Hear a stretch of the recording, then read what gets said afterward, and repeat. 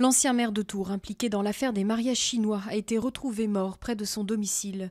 Le sénateur PS Jean Germain ne s'était pas présenté à l'ouverture du procès où il devait comparaître pour complicité de prise illégale d'intérêts et détournement de fonds publics dans le cadre de l'organisation de simulacres de mariage pour touristes chinois. Jean Germain avait laissé une lettre d'adieu.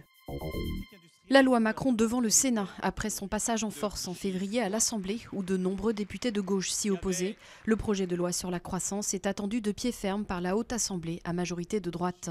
Les sénateurs entendent bien modifier le texte d'Emmanuel Macron, en proposant notamment l'augmentation du temps de travail pour améliorer la compétitivité et l'allègement de la fiscalité des entreprises. Vivendi, candidat au rachat de Dailymotion. Après l'abandon des discussions pour le rachat partiel du site de vidéo par un groupe hongkongais, le groupe de médias français a déposé une offre pour la pépite française détenue par Orange. Vivendi n'a pas précisé quel était le montant offert pour le concurrent de YouTube.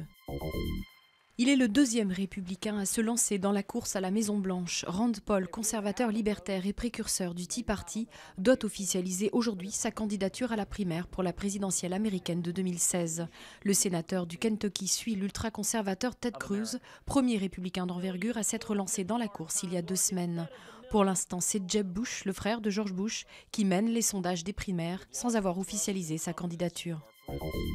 Pour ses 60 ans, le maître néerlandais du portrait Anton Corbijn a déterré sa boîte à trésors. Une exposition à La Haye présente des photos inédites de l'artiste, qui était ami avec de nombreux groupes de rock, des Rolling Stones à Nirvana, en passant par U2 ou Depeche Mode.